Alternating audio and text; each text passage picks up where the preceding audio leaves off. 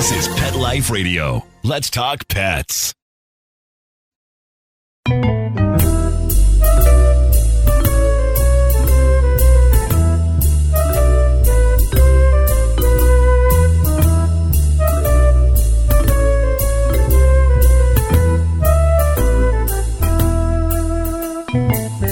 Hello, cat lovers. Welcome to Cattitude. I'm your show host, Michelle Fern.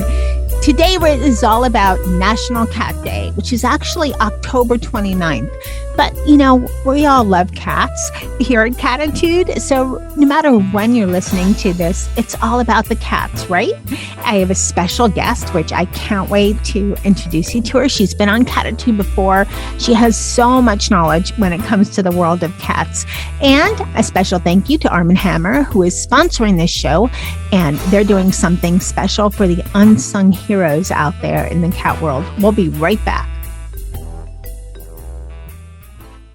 How many of you have pets? My hand's raised. Now think about how lucky you are to have such a sweet little pet in your life, and that pet is lucky to have you too. But unfortunately, there are countless pets out there that don't have a home to call their own. However, Bob's from Skechers is trying to change that. So we developed Bob's for dogs and cats to help pets in need. With every purchase of adorable Bob's footwear or fun, stylish apparel, or even the cutest Bob's pet accessories, Skechers makes a donation to Petco Love to help save shelter pets. And with your help, we've already saved the lives of over 1 million pets and raised over $7 million.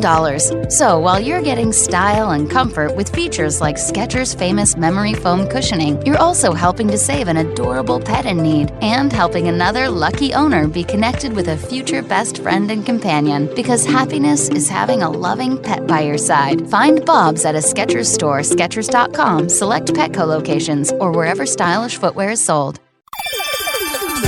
Let's Talk Pets on PetLifeRadio.com.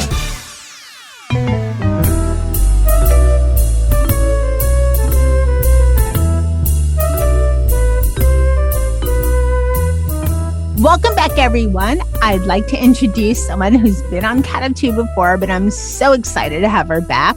Pam Johnson-Bennett. She is a cat behaviorist, a best-selling author, and in my mind, a woman that knows just about everything there is to know about cats. Welcome, Pam.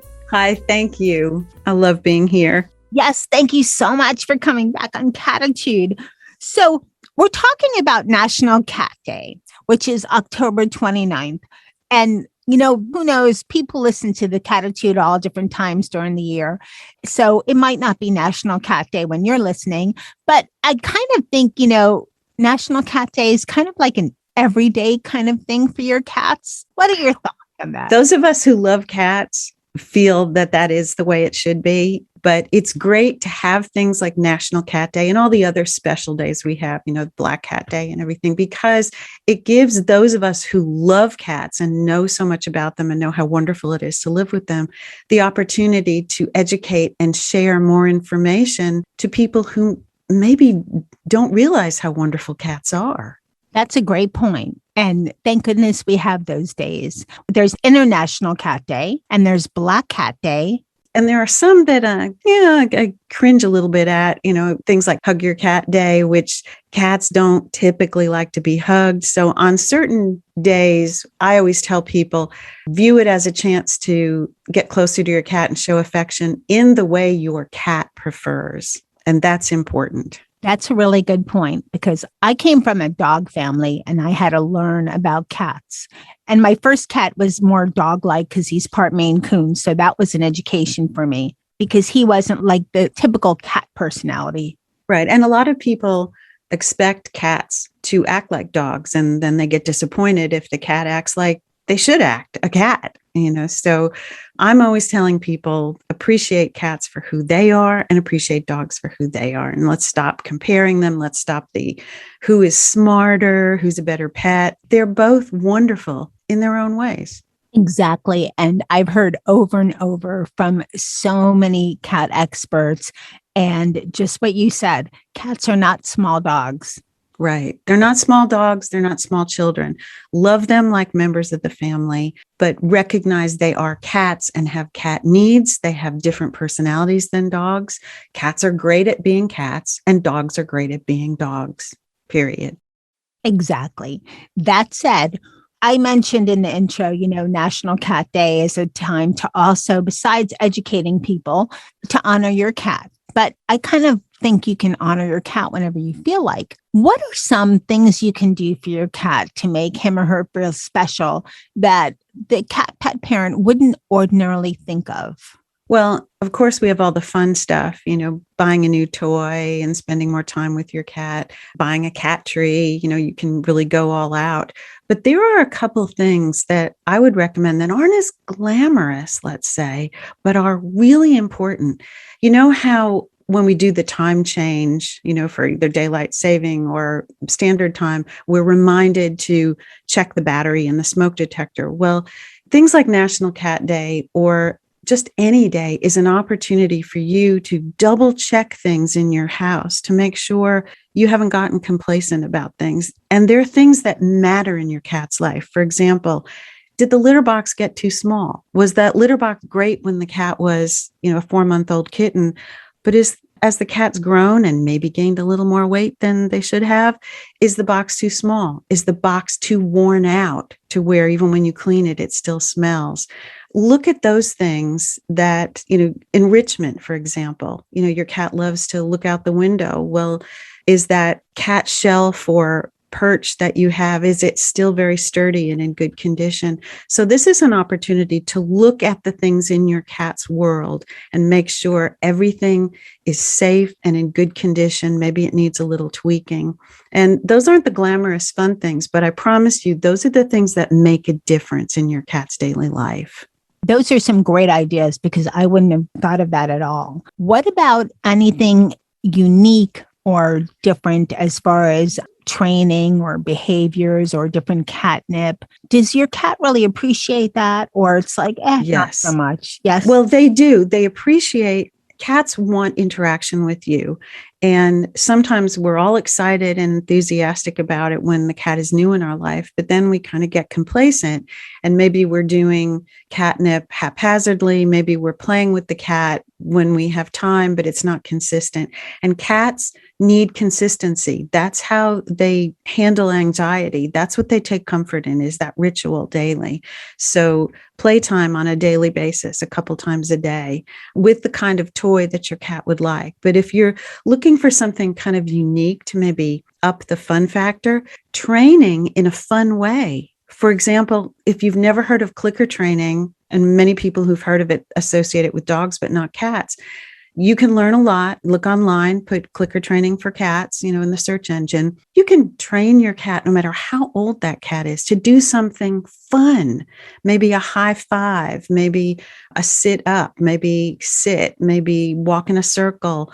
There's a lot of fun things you can do that you can show off to your friends how smart your cat is, but it's also a bond building behavior that can help the communication between you and your cat. And it may help you realize just how smart your cat is. So I would recommend doing clicker training. There are other training things, if you've been dealing with a behavior issue and you've just kind of gotten used to it, maybe this is the time to start dealing with it. I know that for many people, depending upon where you live, we're in colder weather, so we're not thinking outdoor things, but maybe investigate the idea of a catio, a safe enclosure so that your cat can enjoy the outdoors in a very safe way. So there's something for every budget, how your house is constructed, how much time you have, whether it's something small or something very extravagant. There's always ways that you can enrich your cat's life and fulfill them. Those are some great ideas. And Pam, I've heard that cats, they train, I don't know if they're so easy to train, but they take to training well if they're, I guess, once you get their interest level. Well, they are very easy to train. Cats, dogs are easy to train. Cats are easy to train. But a lot of people don't even bother training cats because they have this view that cats are low maintenance and, they shouldn't have to do anything. And then when the behavior changes and we don't like it, then we're all surprised. But cats are easy to train. they're food motivated. They're predators. They're hunters. So if you find a treat that the cat likes, training is easy. And if you have a cat who isn't as food motivated, then you find what it is the cat views as a reward. It might be playtime. It might be affection from you. The most common thing is, obviously treats are, a portion of the food, but you can train cats. If you look at TV shows and movies, all those animals have been trained. You see cats in commercials and TV shows and movies. They've been trained. So it's easy to train. And as I said before, it's a bond building experience between you and your cat. The more you do the training, the more the cat wants to please you and the closer you get. So there's a benefit for everybody, cat and cat parent. Those are great ideas. Let's take a little bit of a turn here, Pam. Let's talk about some behavior issues, because I know you're a behaviorist and you wrote books on it and you are just so knowledgeable in that field. What are some? The reason I want to bring this up is because, National Cat Day, it's all about honoring your cat, but we want to make sure they're well also. So what are some obvious behavior signs that all is not well with your cat? The biggest one is any change in your cat's normal behavior. Cats are creatures of habit. They tend to do things kind of on the same schedule, the same way, whether it's how many times they use the litter box and the way they use the litter box, how many hours they sleep, what type of playtime and interaction they do, how affectionate they are with you. There's a consistency there. So whenever there's a change, don't write it off as just, it's summer and it's hot out, so the cat isn't as active, or, oops, he missed the litter box. I guess maybe he just couldn't make it in time. Those are red flags that something is wrong, whether it's an underlying medical problem or if there is a behavior problem there. To me, that makes it very easy to see that there is something that needs your attention, but it's also something that's easily missed. So that you may not notice that, the cat isn't coming out from his bed as much, or the cat's hiding under the bed a little bit more than usual. We tend to write that off as, cats aren't really that social anyway. And that's wrong. So view any change in behavior as a potential red flag. And it's always good to go to the veterinarian first to make sure that there isn't an underlying medical issue, because very often medical problems show up as a behavior issue first, whether it's not using the litter box, whether it's the cat being grumpy, and maybe it's because he's in pain. So you want to rule those things out. And then once you've done that, you can tackle this from a behavioral standpoint. And, that ties into what I was going to ask you next, which is so related and I had an experience with this. Cats are so stoic that it's hard to tell when they're in pain. Right. Is it, again, looking at little small behavior changes, or is there something? This happened with Dennis, and he was basically making little cooing sounds like a bird. And I had no idea there was something that was up.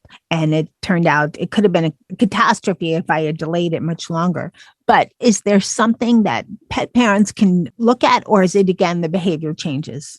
It is behavior changes, but it's also body language too, and change in maybe eating habits, activity level. The body language of the cat. Is the cat kind of hunched up when walking? Is the cat reluctant to move? Is a cat who is normally a lover of being petted and being on your lap all of a sudden becoming grumpy about that? When you pet him now, he maybe growls or smacks at you. Maybe it's because he's in pain.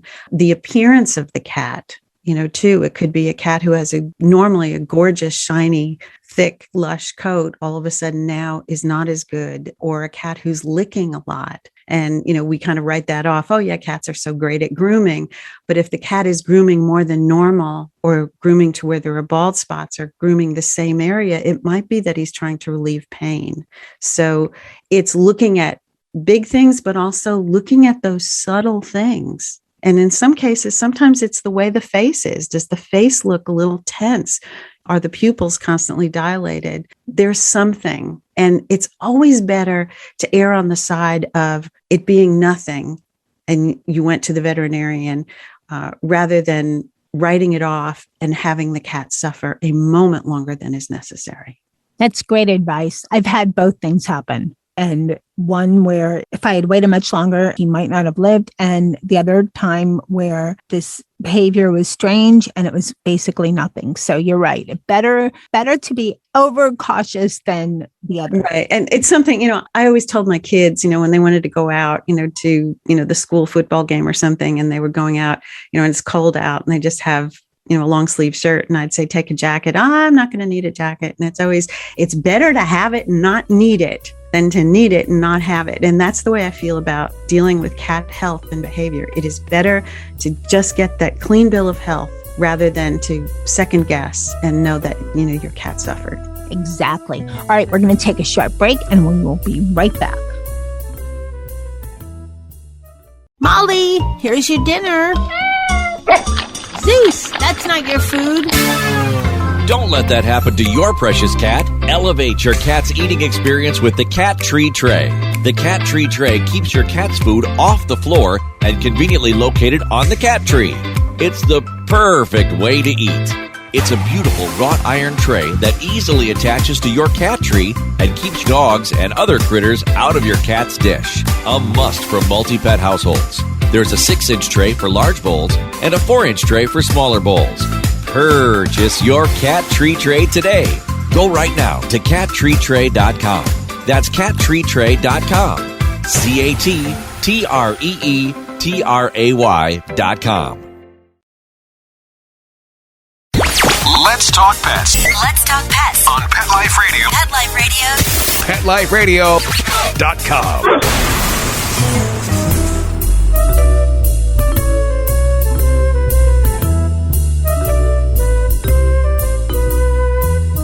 Welcome back, everyone. We're talking with Pam Johnson-Bennett, who is a cat behaviorist, best-selling author. Pam, you know so much, and we were talking in the first half of the show about this, behavior ideas and some great tips for pet parents. Before we get into some other things, where can people find out more about you? I know you have a website as well that I think lists your books. They can go to my website, which is catbehaviораssociates.com. And there's information about my books, and you can get them through the website or on Amazon. But I also have a lot of articles on the website because my goal is to get that information out there. And if it's not in the budget to buy a book, if you can read an article and it gives you enough general guidelines to help you solve the problem, or at least know that there's a problem, that's my goal. Well, I thank you because you share so much knowledge, and I think you make us all better cat pet parents by doing so. So thank you. Thank you. One more question, and then I want to talk about what your involvement is with the Arm & Hammer Unsung Heroes Award, because that's exciting. Holidays are coming up. And of course, we mean the big holidays, Thanksgiving, Hanukkah, Christmas, if you celebrate. And that means guests are coming over. And I know that this is probably something in the back of most cat parents' mind.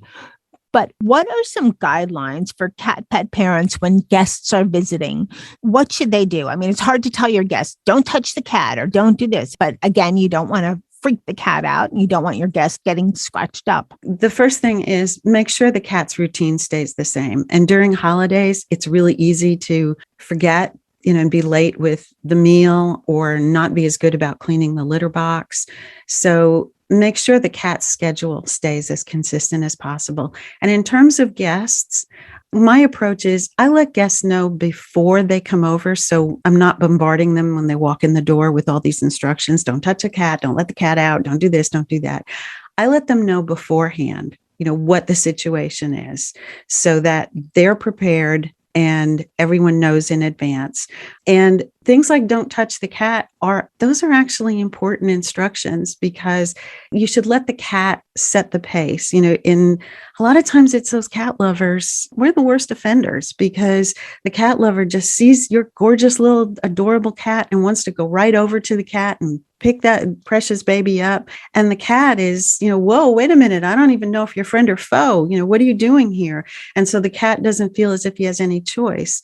So those are the kind of messages, depending upon your cat's personality, don't stare at the cat. Let the cat approach you. Maybe the cat will want to jump in your lap and be friends, but maybe not.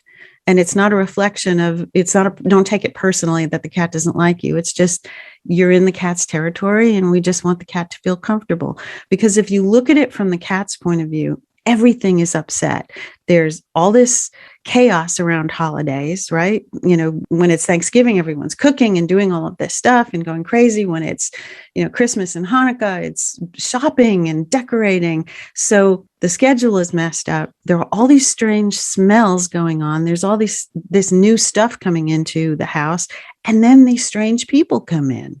So it can be overwhelming. So with a little advanced planning, to just make sure your guests know, it can be an easier transition for everybody. And people who come over who don't have pets, and especially don't have cats, or maybe they have cats who are indoor-outdoor cats, they may not pay attention to the fact that don't leave the door open. I have an indoor cat who doesn't go outside. So those are the type of things you want to make sure they know. Yes, I think the door rule is like number one. You'd be surprised how many people come to your home and say hi, and they have the door open and you're thinking, no, come in and shut it. Right. It's, and that's for cats and dogs, but we're all about cats. So, okay, that is great information and should help a lot of people in their preparation for holiday guests. Let's talk about the Arm & Hammer Feline Generous Unsung Heroes Award. You're on the panel to choose. I think there's several winners, right? Well, why don't you tell us about it? Because sure, this is really cool what they're doing. I love this. This is a way to get more attention to the perfectly imperfect cats who often get overlooked in shelters because of either they're too old or their appearance is not ideal or they have misunderstood behaviors. So in honor of National Cat Day, the Arm & Hammer Feline Generous program is launching their Unsung Heroes Awards. And that's to celebrate staff and volunteers at cat welfare organizations who really go above and beyond to care for those perfectly imperfect cats. So one winner is going to be selected from each category. There's 3 categories. There's an overall amount of money that Arm & Hammer Feline Generous is awarding shelters a total of $30,000 in cash donations. And then there's the unsung heroes, the individuals who will each receive an award and a year's supply of cat litter. So the first category is compassion, and that winning shelter will get $7,500. And this is the staff member or volunteer who shows extra tenderness, extra patience, comes up with ways to help cats who maybe have physical challenges to be able to access things in their cage, to provide extra comfort, to help build confidence. Just those things that make a difference. I know that that everyone's an unsung hero who, helps our precious cats, but there are some people who really go above and beyond. The other category is creativity. That winning shelter gets a donation of $7,500. And that's the staff or volunteer member who comes up with creative ideas. Maybe it's designing a special toy or modifying a toy so that a cat with some kind of a challenge can still play.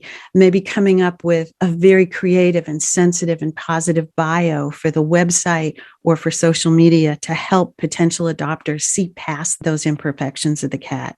Then there's the Advocat of the Year Award. That winning shelter gets $15,000, and that staff or volunteer member exemplifies both the creativity and compassion, but then goes beyond that. It goes beyond the shelter walls. That person really takes that advocate heart into the community and spreads the word and educates, maybe creates community events that highlight the perfectly imperfect cats.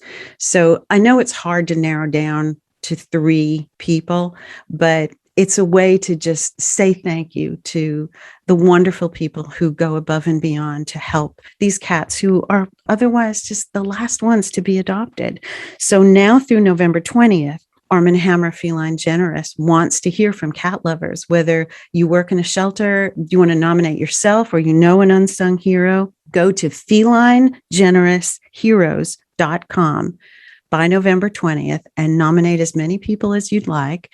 Use the hashtags Feline Generous and Unsung Heroes, and the winners will be announced sometime in December. But it's a win-win for the cats and for the shelters. Shelters definitely can use the extra funds, but the more we can showcase and highlight these wonderful cats, the better, because these are the cats who are always the last ones.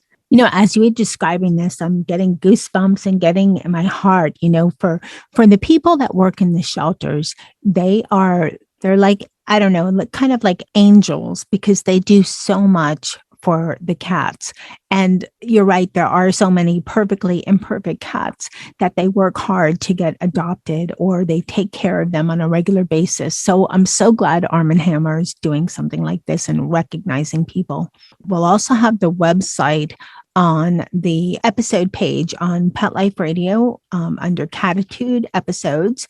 So be sure to take a look there. And I'm excited for this. I think this is going to be just a fantastic award by Arm & Hammer. And their Feline Generous what is their Feline Generous? It is the section of Arm & Hammer where they help shelters. Feline Generous is a way for shelters to put out their wish list. It's a way for people to go and see what shelters need.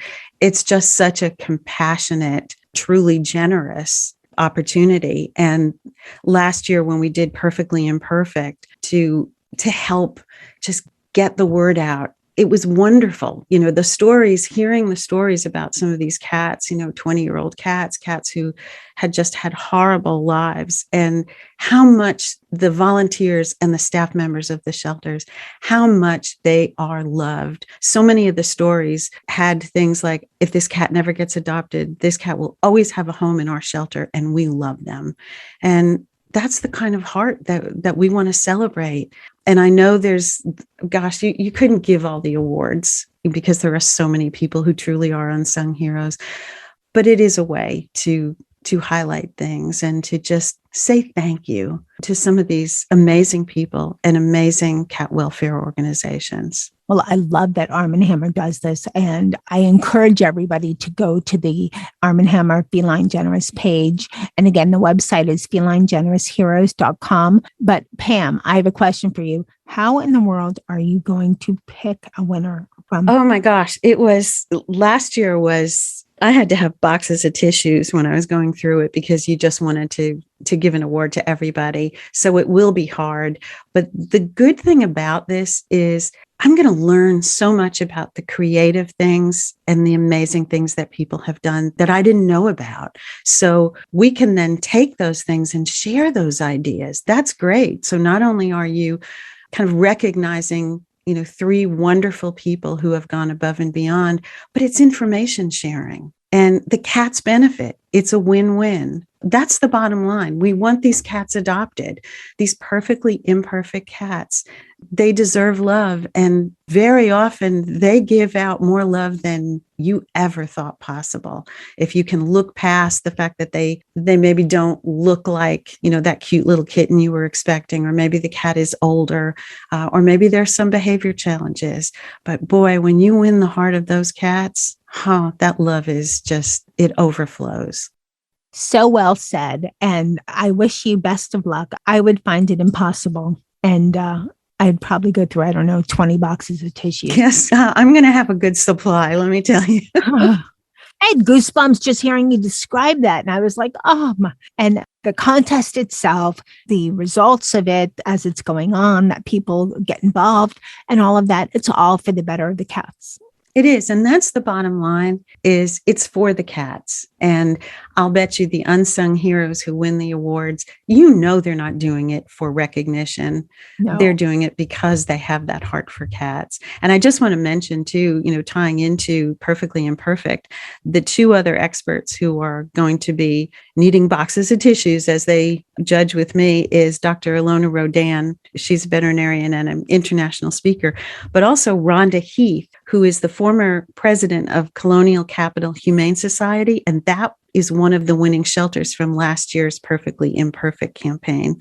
So it's just becoming a big family, and we're spreading the word, and it's wonderful. And as many tears as I'm going to shed by judging, it's going to fill my heart to overflowing to just learn more and more about how many people are doing just amazing things for cats. Okay. And one more time, the website. Go to felinegenerousheroes.com. The deadline is November 20th. So get your nominations in and use the hashtag Feline Generous and hashtag Unsung Heroes. Okay, wonderful. Well, I hope you get a lot of great, wonderful entries. And matter of fact, I'm sure you're going to. And I wish you best of luck. I wish that you don't shed too many tears, and for you and the other two judges. And I want to thank you so much for coming on Cattitude, for sharing such great information, and for letting us know about the Arm & Hammer Unsung Heroes Award. Thank you. I hope everyone listening really enjoyed the show. I always love having Pam Johnson-Bennett on the show. She has a wealth of knowledge, so I hope you do go to her website and find out more information, and also find out more information about her books. I would like to thank Arm & Hammer for having the Unsung Heroes Award. It's going to be fantastic. Please, everyone, vote. Let Arm & Hammer know who the unsung heroes are at your, local shelter, or maybe you have a friend that, works at the shelter. Let them know. So thank you, everyone, my fabulous Cattitude audience, for doing that, because this is a great way to honor those people that just go so above and beyond for those perfectly imperfect cats. And a huge thank you to my cat crew, who there were some wonderful shelter people involved for how I got some of my crew. And that is Dennis, Sammy, Jethro, Charlotte, and Molly. And hey, remember, lose the attitude, have Cattitude. Let's Talk Pets, every week on demand, only on PetLifeRadio.com.